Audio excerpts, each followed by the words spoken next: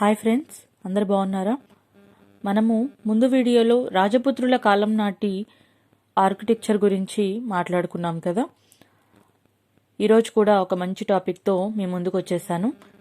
ముందుగా మన వీడియోస్ చూస్తున్న వారందరికీ కూడా ధన్యవాదాలు.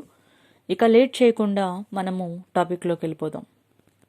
దక్షిణ భారతదేశంలో పల్లవులు కంచేని రాజధానిగా చేసుకొని 300 సంవత్సరాలు రాజ్యమేలారు.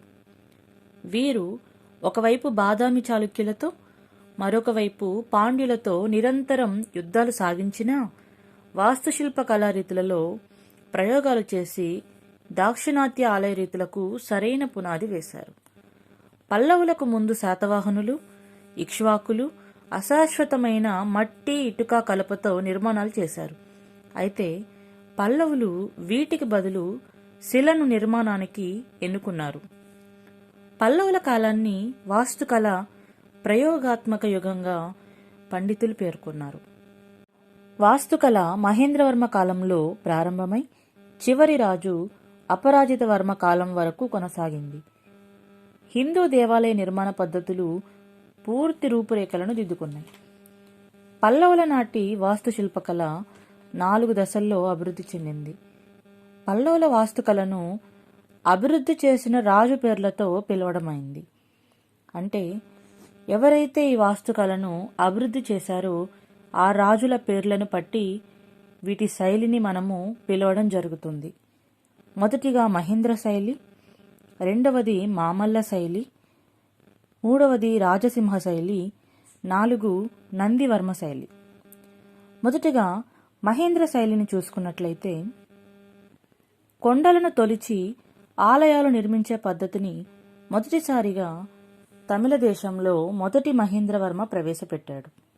వీటిని గుహాలయాలు లేదా మండపాలు అని అంటారు.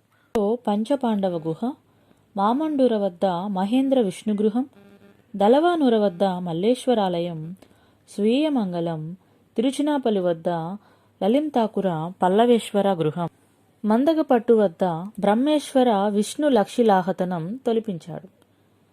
చల్లం, కలమండకం, విసపాకం వద్ద గల గుహాలయాలు కూడా ఇతని కాలం నాటివే.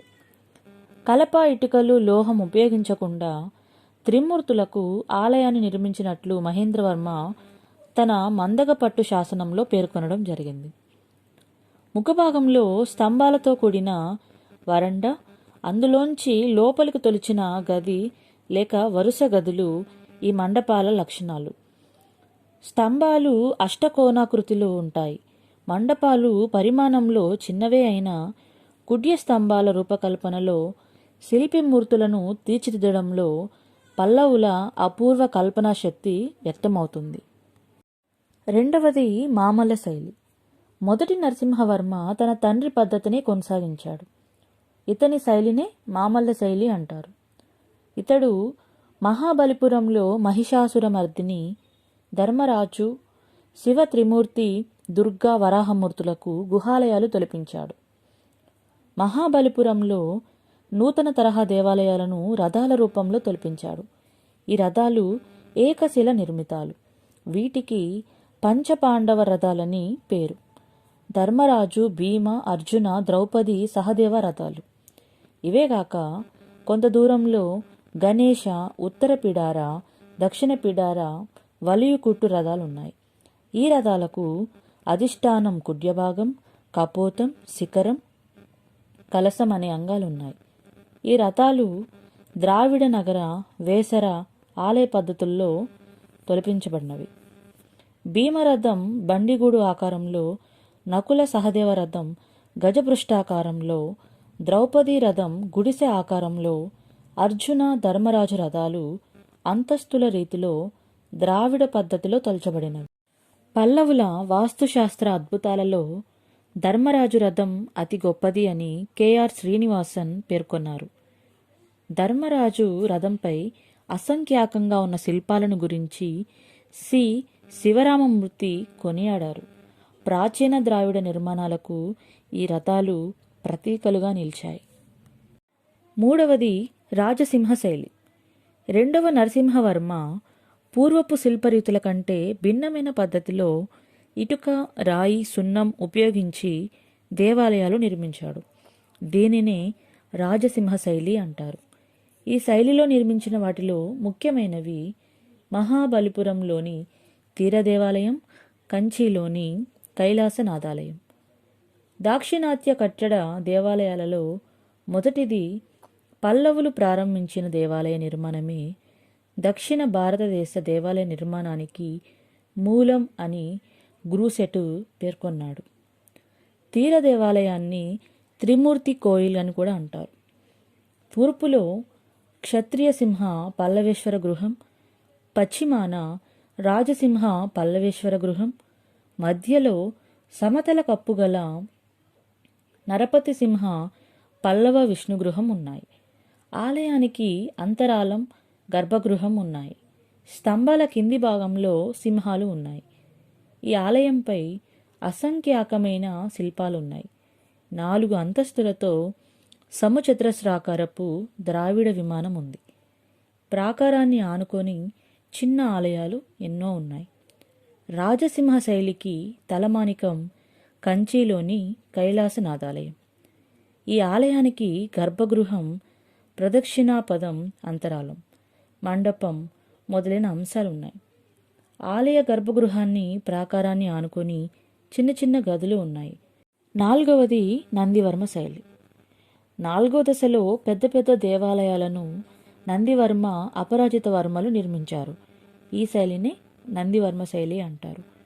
కంచిలో నిర్మించిన వైకుంఠ పెరుమాళ ఆలయం ముఖ్యమైనది.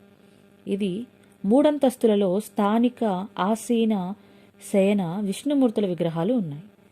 ఆలయ గోడల మీద పల్లవ చరిత్రలోని ముఖ్య ఘట్టాలను శిల్పాలుగా చెక్కారు. కాంచీపురంలో ఆఖరి దశలో నిర్మించిన ఆలయాలలో ముఖ్యమైనవి ముక్తేశ్వర, మాతంసేశ్వర, ఐరావతీశ్వర, త్రిపురాంతకేశ్వర ఆలయాలు.